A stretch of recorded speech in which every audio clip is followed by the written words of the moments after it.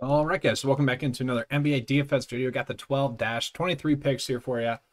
Going live, going to be trying to do this at least 3 times a week for the NBA DFS season. So we'll get into it here. Already has some kind of slate breaking news that came through. James Harden was apparently partying up with his boy Dwayne Haskins at a strip club. Now, obviously, that's a little bit of a joke there, but what is going on with these professional athletes and going to these strip clubs when they know that they can't be doing that? I don't know. That's just kind of surprising to me, but for me, that really does open up a lot on the slate. So I'll pull up John Wall here at 7.4. Now, yes, he doesn't have any data because the stats that we're currently pulling in are from last season. But we know that he's a guy where in previous years, when he wasn't injured, he was consistently at least 1,000 more expensive and at least 2,000 more expensive as well, kind of towards his Washington days kind of 2 years ago, where he was consistently averaging 50 DK points per game. For me, if James Harden is out, you almost have to lock in John Wall. I think that would help elevate someone like Christian Wood as well, maybe even Demarcus Cousins. Yeah, I don't know what's going on with James Harden. That is pretty crazy. Hey, maybe my Bucks can somehow swing in and swoop him up there. I think that'd be kind of fun. Just weird situation there with James Harden. That's kind of the problem with the NBA sometimes. But just looking at some of the point guards I like in the slate, I think Luka at 10K, that's going to be one of my favorite plays on the slate. I really don't get the price point there for him. We saw him consistently be a player that was at least 1,000 more expensive. He averages 1.7 DK points per dollar at this price point. He's a guy that easily could go for 50 DK points, and what we've seen from him thus far, just looking at the preseason, means that he's going to get there as well. So those are kind of my top 2 standout plays at point guard. We can go down to someone like Malcolm Brogdon, who I do like a decent amount as well. Malcolm Brogdon's pretty much going to be a lock to hit value at that price point. So for me, that's going to be a strong play at his price point. And then just looking at some other guys that you can get into, I really don't mind the idea of like going down to DeJounte Murray, George Hill. I don't mind. But for me, I was pulling up on the lineup builder here, and I'll do this real quick, is that I was finding out that the lineup builder really wants me to force in James Harden on the slate. And I don't know, like Giannis, Luka into the slate. I have to give it some data here. Well, anyway, I'll get back into that. But what I came up with was that I was trying to get Luka and Giannis in there because they're both very cheap. You look at their average points scored last year, it was a ton. There we go. Obviously, I have to, mix and match this a little bit more to get the appropriate data the way I want it. But because like Rodney Hood's not going to be in there. But the point here is that Luka, they're trying to force in there a lot of bit of Sabonis. Giannis a lot as well. So the point is that those guys are, very cheap, and those are going to be players that I think we can be on today's slate. So that is something that does intrigue me a decent amount. Let's look at the shooting guard spot here as well.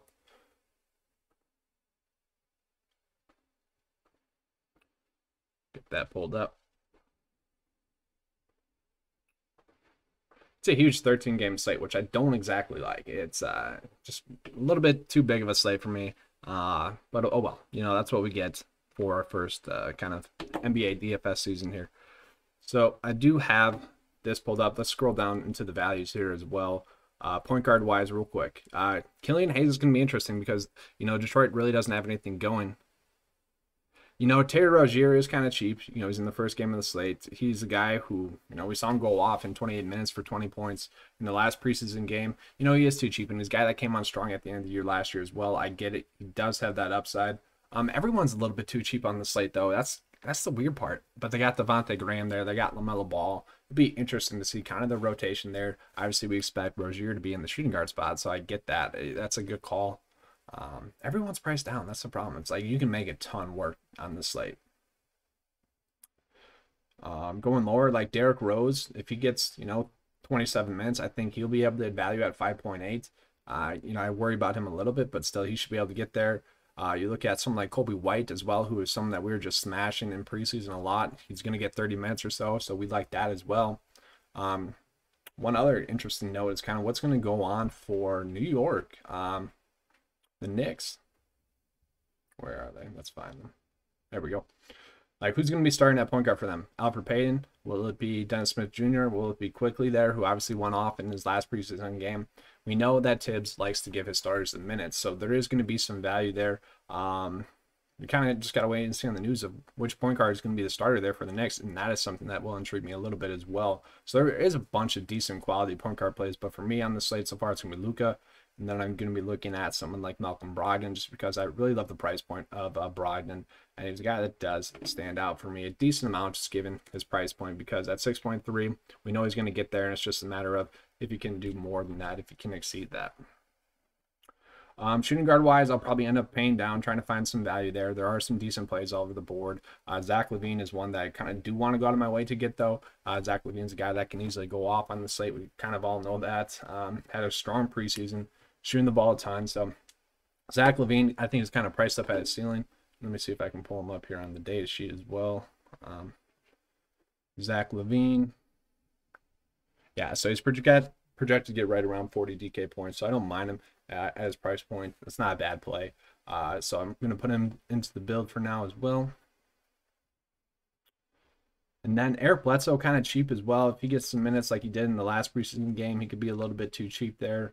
Lonnie Walker, to me, is kind of a standout play. We don't exactly know what minutes he's going to get, but if it's anything like last season where at the end of the year, the Spurs were trying to play their young guys a lot more. But Lonnie Walker is a guy who's proven that he's a quality NBA player. And even at 4.2, if he just kind of does what he did at the end of the year last year, he should be able to hit value. Now, he's played a good preseason thus far as well when he has played. We know that with the Spurs, it can be a little bit hit or miss as to what Pop is going to do, but I really do like Lonnie Walker there. Let's go a little bit lower. It wouldn't surprise me if like Torrey Craig, MCW get a little bit of run as well. You know, for value-wise, I don't mind that. And then I did mention George Hill earlier. I'll pull up George Hill. He actually got a decent amount of run with the Thunder throughout the preseason. So he's a guy at 3.6 where if he gets right around 20 minutes or so, I do think that he could end up hitting value as well. Obviously not something you want to go crazy with. Thoughts on Richardson? I'm going to pull him up. Yeah, for me, I don't know. I don't think I'm going to be playing him, although obviously he played well in the preseason as well. Josh Richardson for me at 5.3. I don't know. There's just a lot that I like on the slate, and for me, mostly my strategy is going to be try to go studs and duds. And for me, that doesn't really work out with Josh Richardson. But I mean, he played well in the preseason. He could easily get there. I don't mind that. I mean, it's a good look there. We'll move on into the small forwards. So I'll pull up the top small forwards on the slate.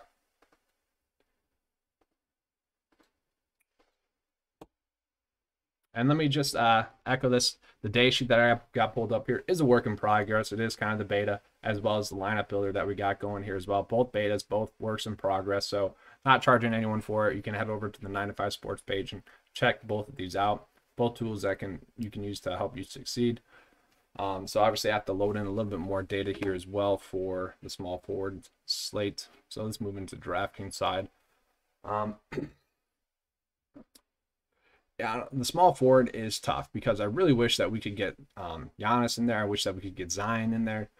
There's a ton of great power forward plays, and that's kind of the problem on the slates is that we have a ton of quality power forward plays, but not that many great small forward plays. You might be forced into playing Brandon Ingram, who I think is really only going to hit his 5x there, and that's fine, but that's not something you want to go crazy with. RJ Barrett played a ton of minutes throughout the preseason, played all right. At 5.7, he's a guy that I think could easily get 30 DK points. I don't mind that. That's fine. If you guys want to go with him, you can. After that, I just find myself just trying to pay down. Who's the guy that we can, try to pay down for? That's going to be what we're trying to find out come lineup lock. There's going to be some injury news that we have to kind of sift through before that. Right now, I've kind of just been defaulting to Pat Connaughton because I think he's going to get a decent amount of run, and at 3.4 all he has to do is hit value for you if you're going to be paying up for those other studs. Tobias Harris, I'm fine with him as well. 6.2 is very cheap. I do expect him to get like 35 DK points in this one. It's just a little bit tough to trust, but going against Washington, that is a great matchup.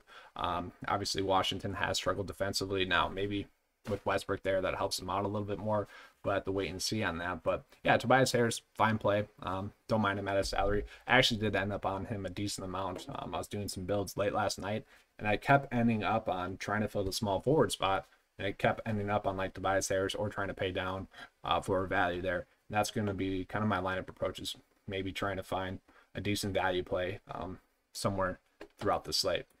But getting into the power forwards, guys, wow. It's loaded. So Giannis, ooh, I'm just going to put him into the build right now. Giannis, I love. He could easily go for 60 DK points. Not going to surprise anyone if he does that to me. That's just such a cheap price point for Giannis today. And then you can look at someone like John Collins. I like a ton going against Chicago. He should be able to dominate them. He's fine. Zion, obviously, he's had a spectacular preseason. Maybe a little bit of a tougher matchup, but still 7.5 for a guy that looked that good in the preseason. That's something that we like. Julius Randle, for the amount of minutes he's going to get, this dude's probably going to get like 38 minutes. And for me, I like that a ton. He could easily go for 50 in this one. So I really want to try to fit in Julius Randle as well as a play. Going a little bit lower, there's decent quality plays. TJ Warren, if he is out, he's questionable right now, then Sabonis becomes such a quality play. You could easily play Sabonis. Going a little bit lower, Rudy Gay played it pretty well during the preseason. He's a guy that at 4.9 should easily be able to hit value there, even if he gets like 25 DK points. That does seem safe. That kind of goes back to like my Malcolm Brogdon play that I don't mind.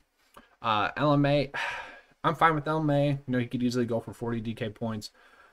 It's kind of what's Pop going to do. It's going to be very telling kind of what the Spurs are going to be like this season just based on this first game. So that's why I can't go all in on Lonnie Walker. DeJounte Murray I like as well at his price point. They're all very cheap. The Spurs are all very cheap, so you can really make anything work with them.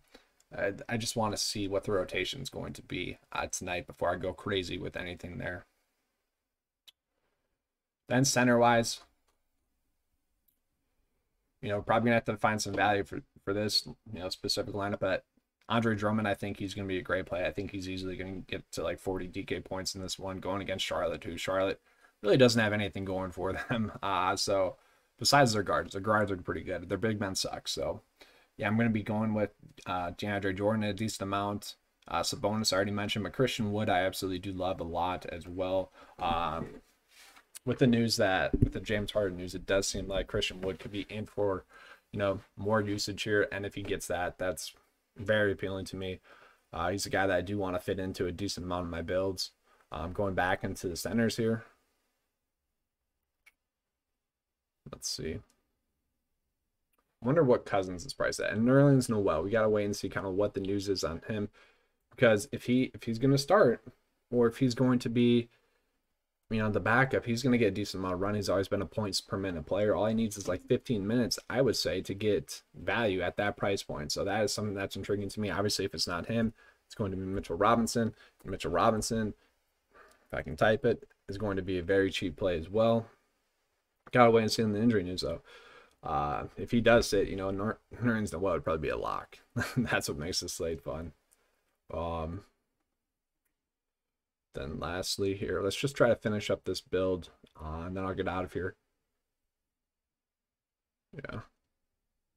Detroit situation is weird as well. Just throwing that out there real quick.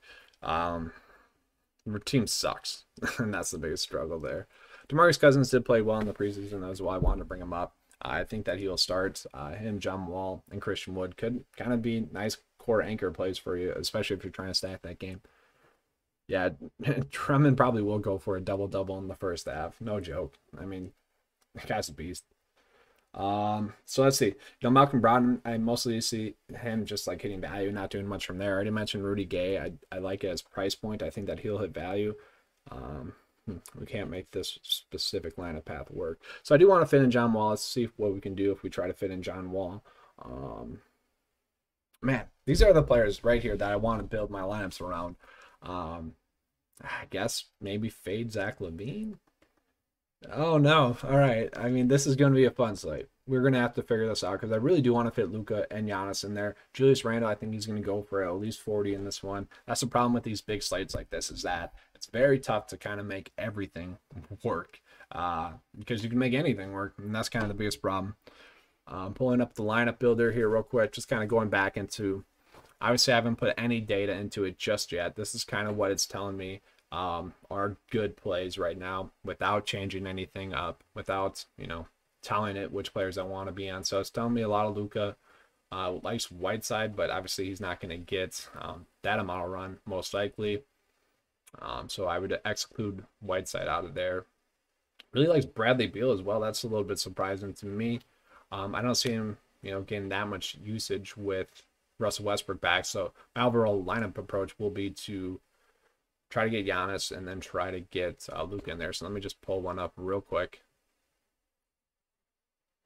Let's lock in Giannis. Let's lock in Luka. This will probably take a little bit. And I'm just going to exclude Whiteside while I'm at it.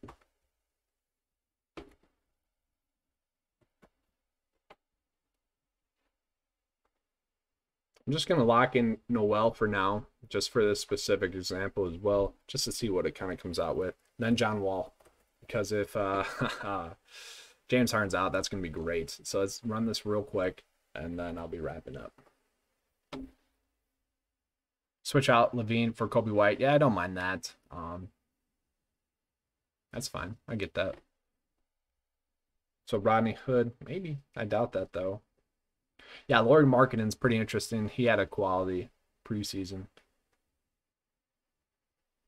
Okay. Not bad. Not bad. All right, so we have a lot to work with. Once again, this lineup generator is just pulling in their average points. If you want a player in there specifically, just pull up, let's go to John Wall, for example. I think he's going to go for 50. You can easily just change the data right there, and then it's going to be in a lot more of your builds. So very easy to use. Hope you guys enjoyed this video. If you did, please give me a like and subscribe. Hope you have a good 13 game slate here. It's going to be a fun one. All right, thanks for watching, guys, and we're out.